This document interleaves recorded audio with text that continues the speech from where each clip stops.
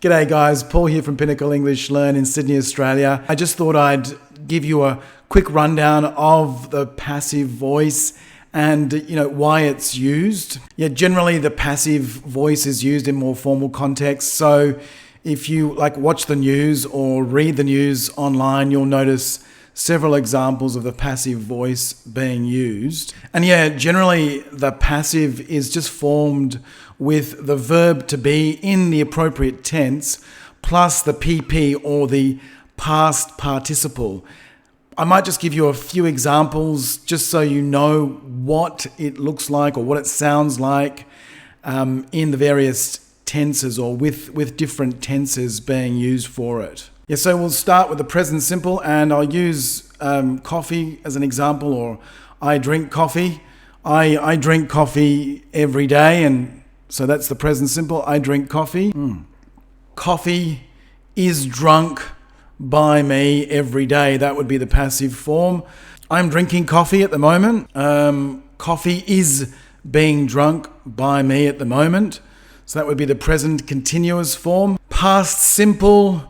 I drank coffee yesterday morning. Coffee was drunk by me yesterday morning. Past continuous. I was drinking coffee yesterday morning when somebody knocked on the door. Coffee was being drunk by me yesterday morning when someone knocked on the door. Past perfect. I had drunk 2 coffees this morning before I decided to have a Coke Zero. So that's a lot of caffeine. So I had drunk 2 coffees this morning before I decided to drink a Coke Zero. Coffee had been drunk, or 2 coffees had been drunk by me this morning before I decided to have a Coke Zero. Lots of caffeine there.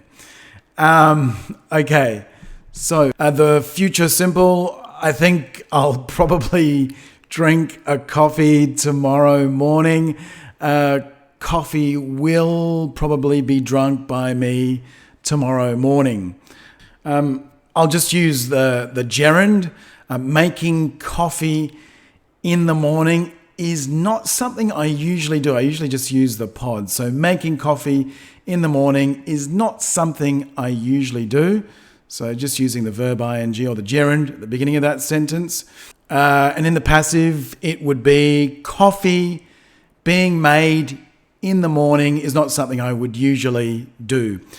So there you have a whole bunch of examples of the passive form being used with different tenses. So look, generally, just to get back to a very simple example, I drink coffee every day. So I, subject, drink is the verb, coffee is the object, every day. So to switch it around, in a passive form, you'd put the object, in fact, at the front of the sentence. So it'd be the subject of the passive sentence. So coffee, and then the verb to be is, in the present simple, of course, is, and then the past participle, drunk by me every day. So there you have an example of the passive form, and you can see that the subject and the object actually kind of swap positions when you make a passive sentence. And just very quickly, the passive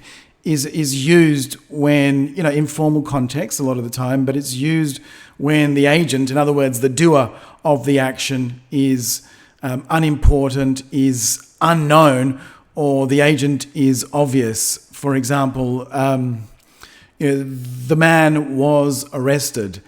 The man was arrested. So that's past simple passive.